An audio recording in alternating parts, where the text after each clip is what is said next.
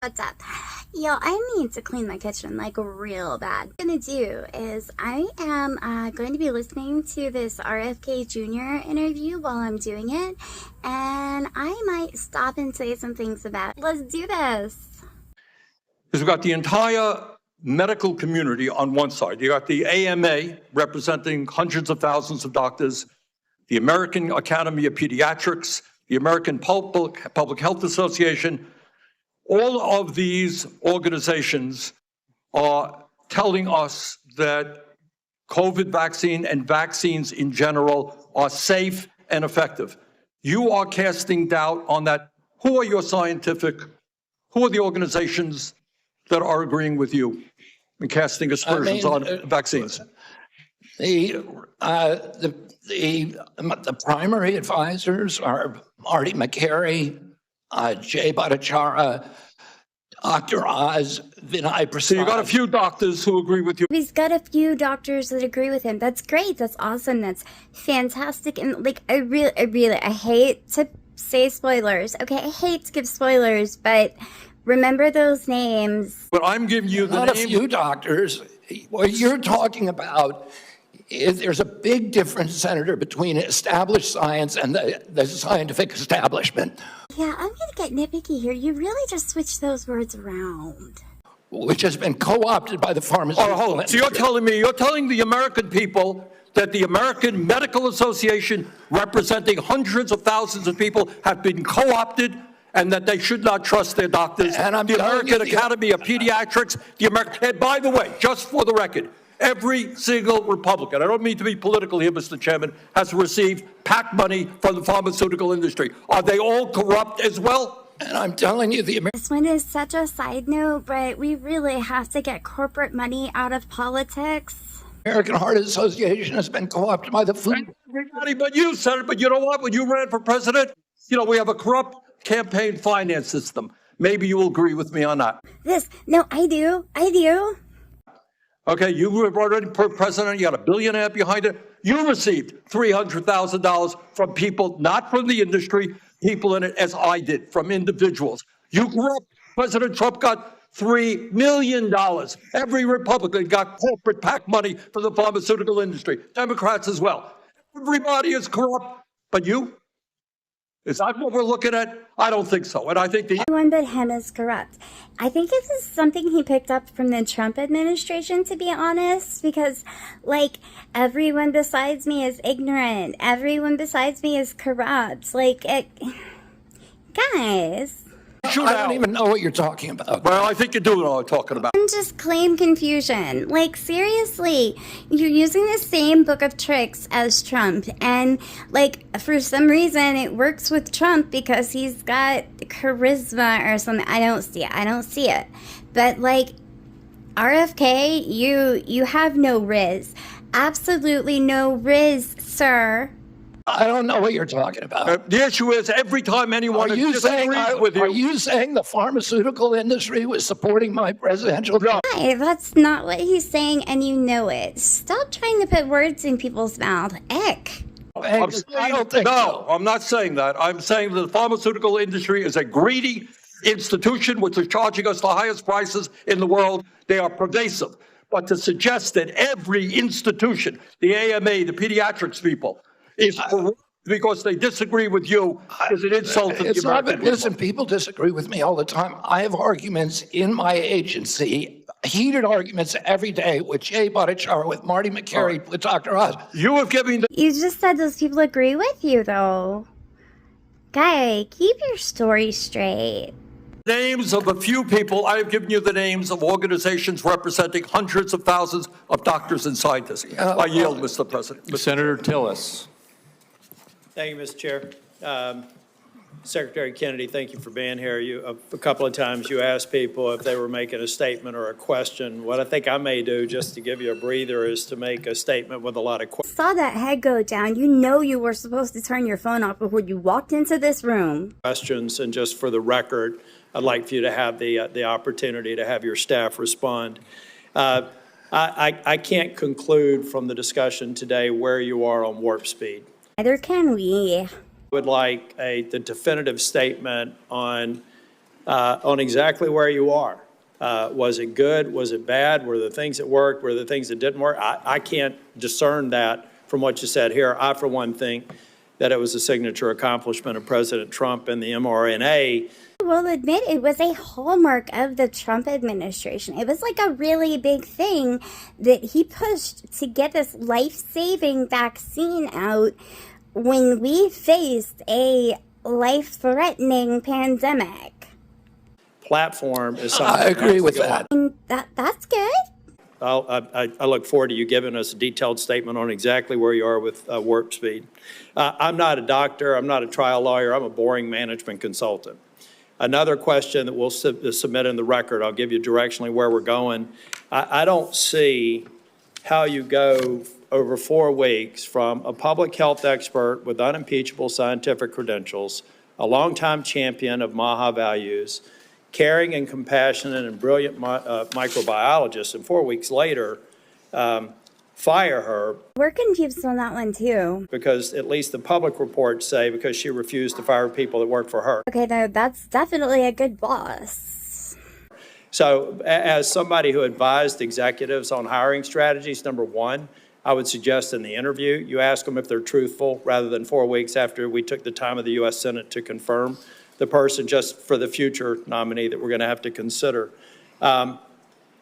But I do also believe that some of your statements seem to contradict what you said in the prior hearing. Mega, it's actually quite a few of them. A lot of them, most of them, maybe? You said you're going to empower the scientists at HHS to do their job. I'd just like to see evidence where you've done that, and I'm sure that you will have some. You will do nothing that makes it difficult or discourages people from taking vaccines. There seem to be several reports that would seem to refute that, but I'd rather you just respond to it.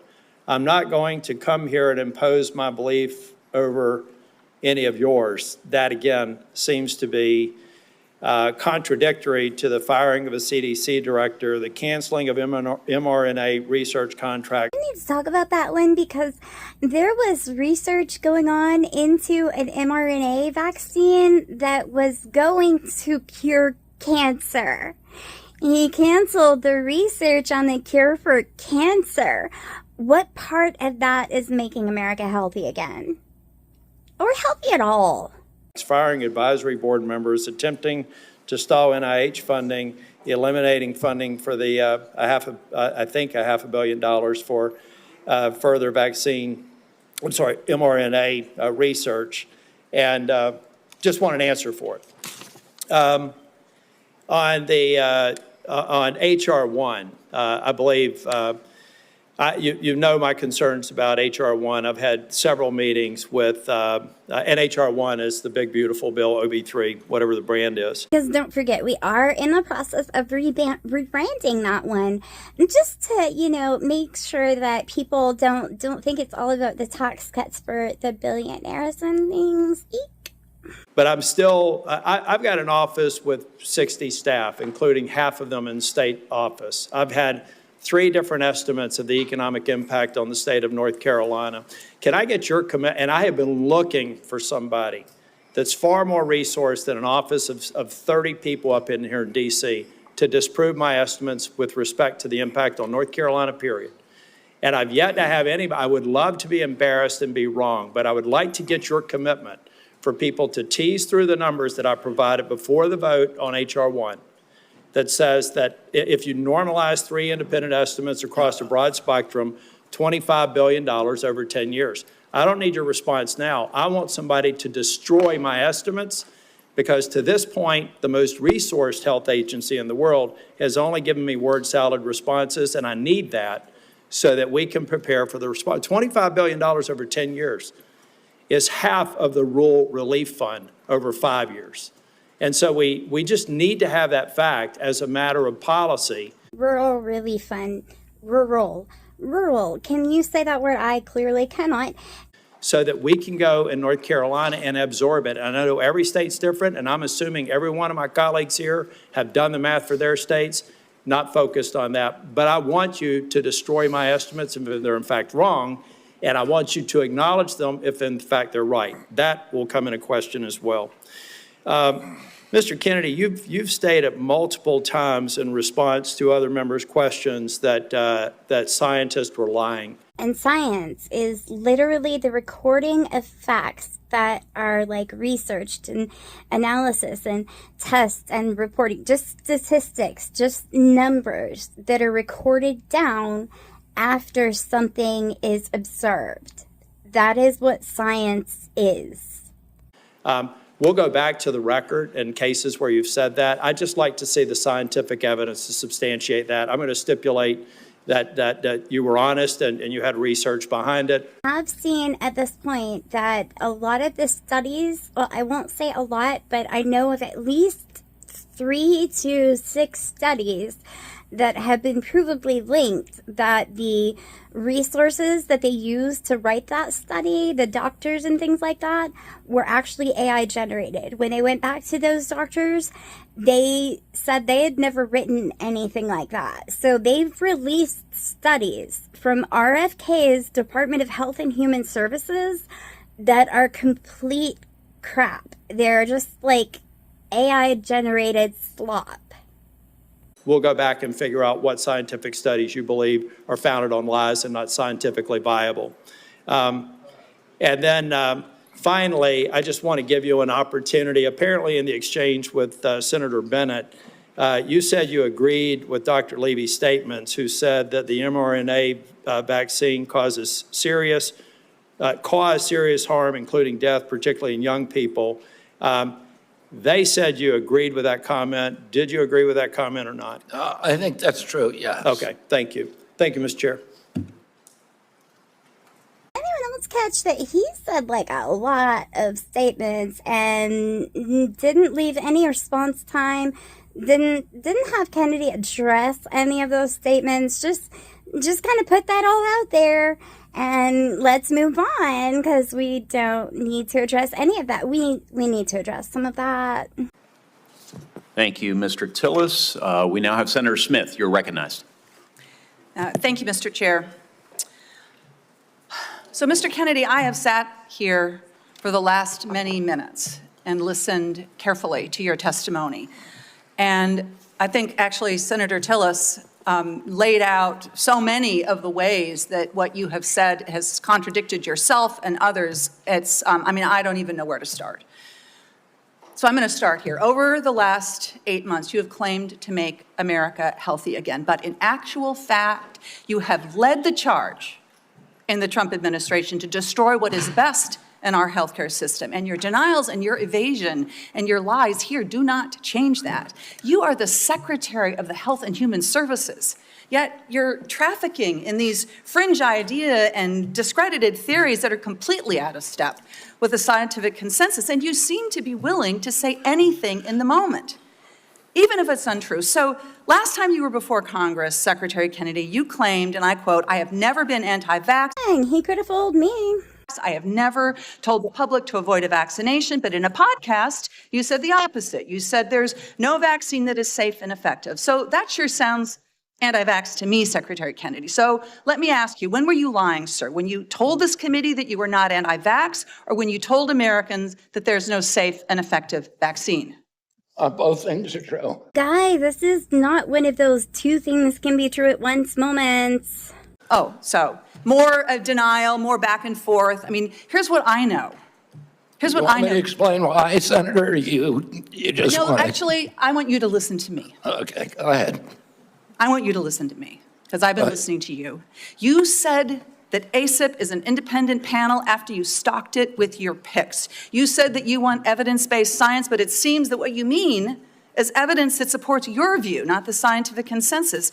The reports that they've released with, sources that say they've never written that, and, the AI slop. Yep. I mean, you dared to sit there and call my colleague from New Hampshire a liar when she presented you with facts that don't support your view of the world. And more tricks of Trump's trade.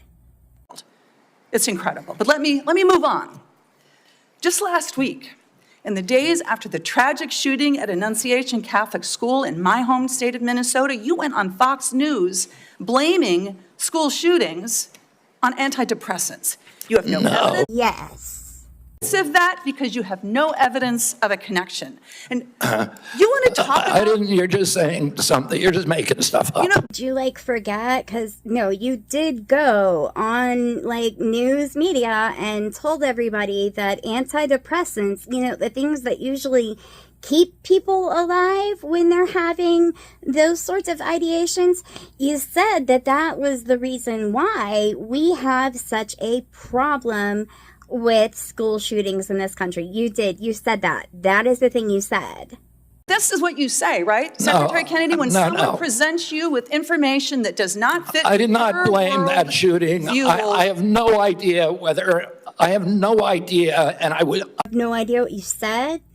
I never said that. You're making it up. It is really hard to twist words, which is what he's about to say, that she is twisting his words. She's not twisting his words. He has said this repeatedly. He has long held this theory that SSRIs are why this country has such a problem with school shootings. He's said it on multiple occasions. Twisting. Yeah, you are. Secretary you are being Kennedy, dishonest right now. If you want to talk about mental health and gun violence in this country... This is for any politician. This goes for any politician. If you want to talk about mental health and gun violence in this country, you have to be willing to throw some money at it. Mental health resources are constantly being defunded and underfunded. It's no. If you want to talk about mental health and gun violence in this country, we should be talking about that, because that's what the Let's parents talk then, of Annunciation School You don't want to talk. want to you want to harangue, and you want to you want to have partisan politics. Throwing out a buzzword? Trump trick.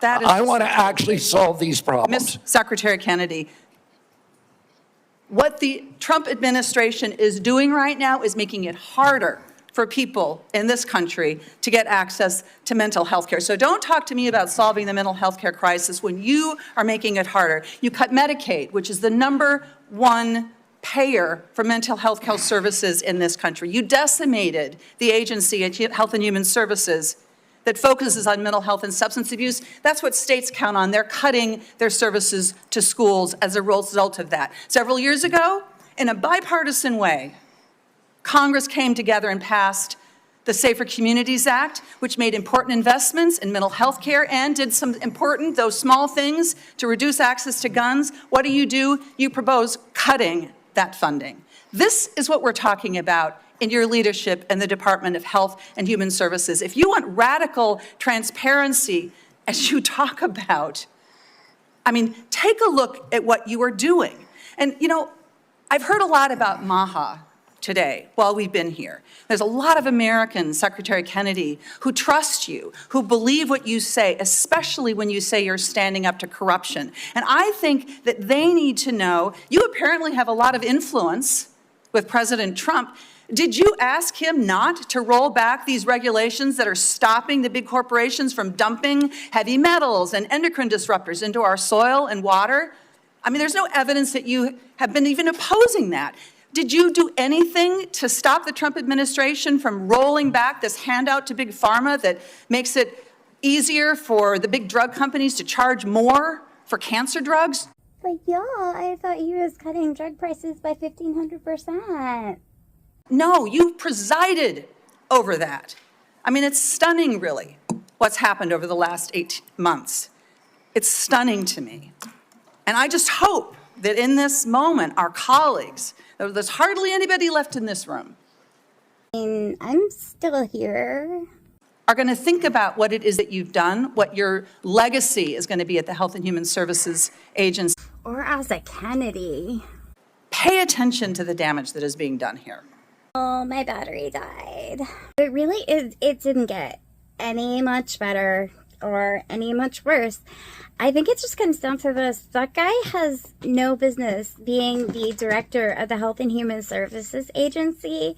Like he's not a doctor. He parades around like he knows things that doctors know, though. And, he's probably not who we want in charge of our collective health. They're putting in an AI pilot program to decide Medicare recipients and which surgeries are going to be allowed and things like that.